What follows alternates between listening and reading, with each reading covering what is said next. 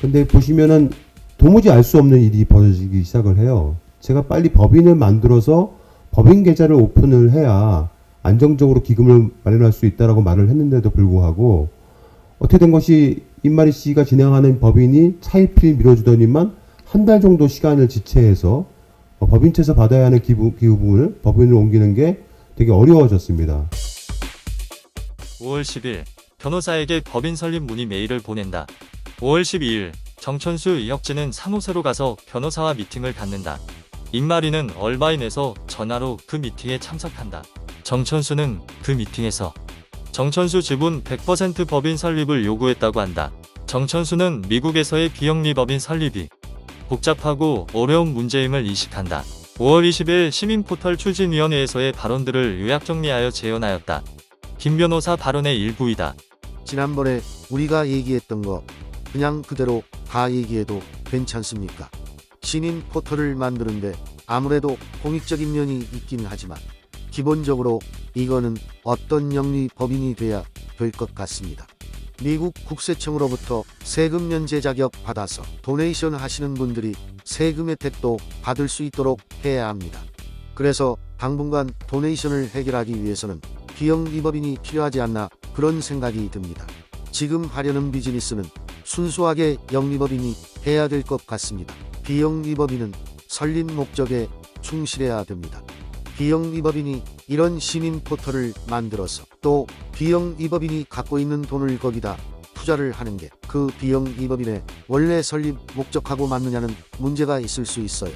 비영리법인의 목적과 우리가 영리법인을 통해서 시민 포털을 만들 건데 어떻게 연결시킬 거냐는 고민을 해봐야 될 숙제 같습니다.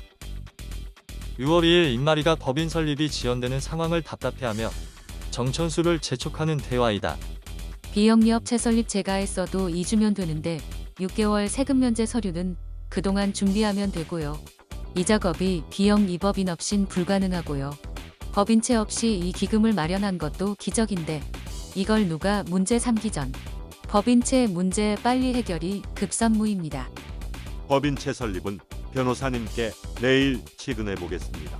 당장 변호사님 주소지로 공익법인부터 설립하는 걸로. 실제 보시면은 마리 씨가 작성한 글에 보면은 법인 만드는 걸로 한 달 정도 시간을 지체해서 법인채에서 받아야 하는 기부금 법인채 옮기는 게 머리가 아프다라는 형태의 글을 쓰기도 했습니다. 6월 3일 김 변호사는 비영리법인 설립 관련 자세한 설명을 보내온다. 비영리법인 열린의 목적, 활동 등에 관한 논의는 된 적이 없어서 저도 목적을 어떻게 해야 할지 난감합니다. 중대한 이슈이므로 제가 임의로 정할 만한 사안도 아닌 듯 합니다. 결국 변호사는 정천수가 결정의 양을 알린 것이다. 그런데 앞뒤 맥락 자르고 자신에게 유리하게 메시지를 왜곡시켰다.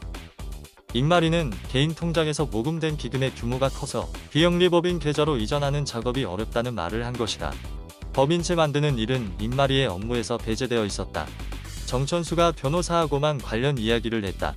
임마리는 법인채를 빨리 만들려고 재촉을 했고 변호사는 정천수의 결정을 기다리고 있었던 것이다. 법인채 지연의 원인은 비영리법인을 이해하지 못한 정천수였던 것으로 보인다.